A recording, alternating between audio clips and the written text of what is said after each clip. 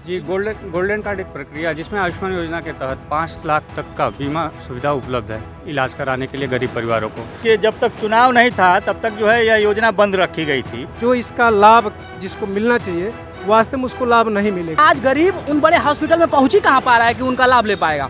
ये सब कागजों में दफन है। मैं सरकार का धन्यवाद करता हूं और ये चुनावी स्टैंड नहीं है। उत्तर प्रदेश सरकार द्वारा श्रमिकों के लिए जो भवन निर्माण के श्रमिक हैं, उनके सहयोगी श्रमिक हैं, उनके परिजनों के लिए प्रधानमंत्री गोल्डन कार्ड का नया कार्ड जारी करने का आदेश कर दिया है। इसको जो प्रदेश के विभिन्न पार्टियों ने राजनीतिक चश्मे से देखना शुरू कर दिया है और उस पर तरह तरह के आरोप लगाने शुरू कर दिए हैं। लेकिन उससे पहले हम आइए जानते हैं कि प्रधानमंत्री गोल्डन कार्ड है क्या। इसके लिए हम हमारे साथ मौजूद हैं स्वास्थ्य विभाग के गृहवंश मैनेजर सुजीत जी। पहले हम इनसे बात करेंगे कि गोल्डन कार्ड क्या है और गोल्डन कार्ड से श्रमिकों को या कम आय या निर्धन वर्ग को क्या फ़ायदा होता है, जो कि अब तक 2011 के लोगों को, मतलब जो कि आर्थिक रूप से जिनका जनगणना हुआ था, उस जनगणना में उन्हें जो आर्थिक रूप से कमज़ोर माना गया था उनको ये गोल्डन कार्ड जारी हो रहा था। लेकिन सरकार ने उसको पलटते हुए आज नए सिरे से 6 तारीख से 12 तारीख तक लगभग 822 श्रमिकों को पहले चरण में गोल्डन कार्ड देने का आदेश दिया है। तो आइए हम सुजीत जी से ही बात करते हैं। जी, गोल्डन कार्ड एक प्रक्रिया है जिसमें आयुष्मान योजना के तहत 5 लाख तक का बीमा सुविधा उपलब्ध है इलाज कराने के लिए गरीब परिवारों को।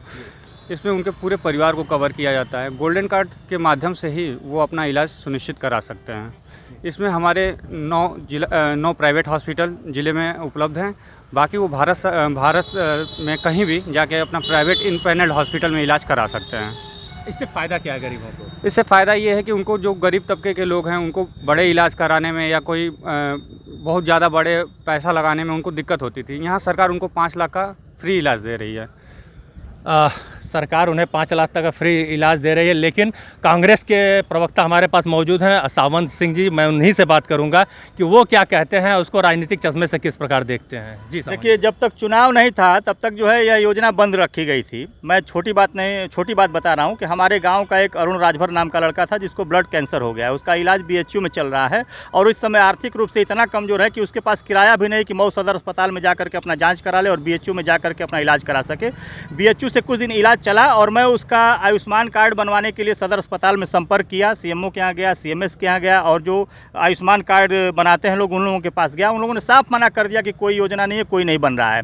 मैं पूछना चाहता हूं कि जो वास्तविक गरीब हैं, अब तक वो मरहूम थे इस चीज़ से, और जब चुनाव आया है तो आपने गोल्डन कार्ड शुरू कर दिया, आयुष्मान गोल्डन कार्ड, और वो भी सिर्फ श्रमिकों का कर रहे हैं। अगर आपको करना है तो सार्वजनिक रूप से सबको करिए, नहीं करना है तो मत करिए। सवर्ण बिरादरी में भी लोग गरीब हैं जिनको आयुष्मान कार्ड की ज़रूरत है, श्रमिकों में भी ज़रूरत है और गरीबों में भी ज़रूरत है। लेकिन आप किसी के साथ ऐसा नहीं करते हैं। बस आपका चुनाव आता है तो एक सिगुफा छोड़ देते हैं, चुनाव आएगा तो आप किसान निधि देना शुरू कर देंगे। चुनाव आएगा तो सिगुफा, ये कांग्रेस का आरोप है। आइए हम दलित चिंतक हैं हमारे साथ जितेंद्र गोयल जी, पहले हम उनसे बात करते हैं कि वो क्या कहते हैं इस कार्ड के बारे में। मैं समाजसेवी जितेंद्र कुमार गोयल।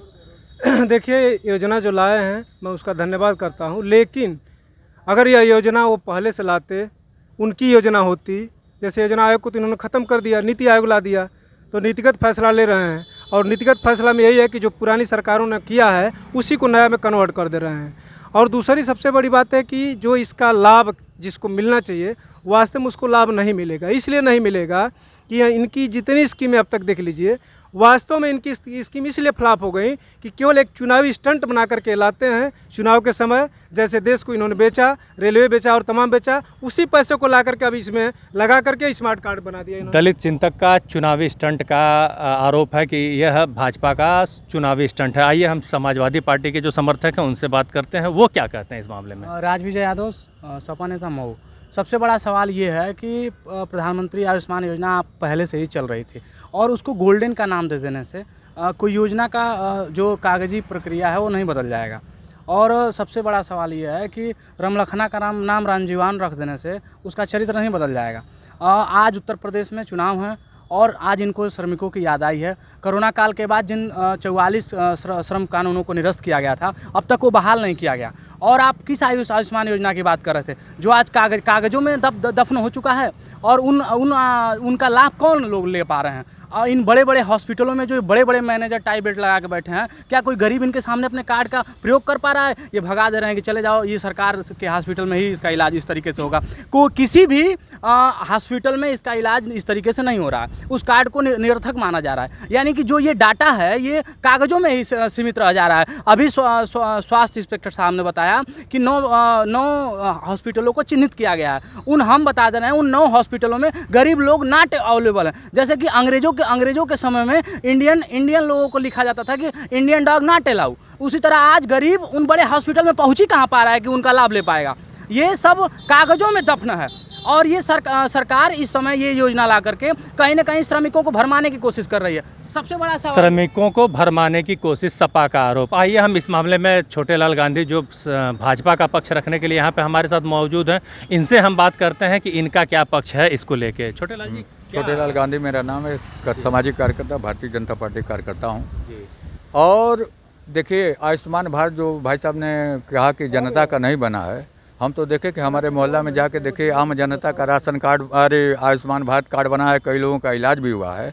और आज जो श्रमिक जो वंचित थे 8,000 के लगभग, मऊ जनपद में 8,000 श्रमिकों को आयुष्मान गोल्डन कार्ड श्रम विभाग द्वारा बनाया जा रहा है। श्रम विभाग में जो रजिस्टर्ड है उनका बनेगा, आम जनता का नहीं बन रहा है, तो घोटाला कहाँ होगा? ये समाजवादी पार्टी के लोग केवल धोखा और लूट में शामिल है। मैं बता दूं कि इसके पहले 45 करोड़ रुपया मऊ जनपद में आवास में 25 करोड़ रुपया खा गए। मैं धरना देने वाला 7.5 महीना में व्यक्ति हूँ। ये कहे नाम बदलने का, छोटेलाल राजभर को छोटेलाल यादव के नाम पर 25 करोड़ रुपया आवास में मैं लड़ के देखा हूँ। अब मैं खाली बातें नहीं करता, इन भ्रष्टाचारियों को समझाता हूं। और मैं आज कहना चाहता हूं कि हमारे सामने अधिकारी हैं, इसमें कोई बार्गेनिंग नहीं होगी। जो 8,000 से ऊपर 8,820 या कितने हैं श्रमिकों को ये आयुष्मान गोल्डन कार्ड बनेगा और उसमें कोई घोटाला नहीं होगा, उनको बनेगा। गरीबों का 5 लाख का इलाज होगा निश्चित तौर से। मैं सरकार का धन्यवाद करता हूं। और ये चुनावी स्टैंड नहीं है, यह चुनावी स्टैंड नहीं है।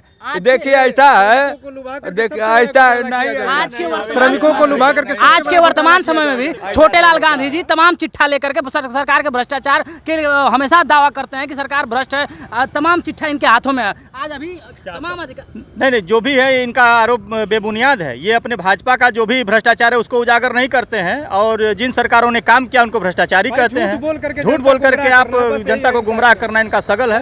झूठ बोल करके जनता को गुमराह करना, चाहे आरोप चाहे जो भी हो, लेकिन अगर किसी भी योजना से अगर जनता का फ़ायदा हो जाए तो उसमें बुराई क्या है। इस तरह की बातें भी निकल के आ रही हैं। कई लोगों ने अपना राय रखा है। अब आने वाले समय में देखना होगा कि इसका फ़ायदा जनता को कितना मिलता है। अभी ये तो आने वाला वक्त ही बताएगा। राहुल सिंह, ABP गंगा, मऊ।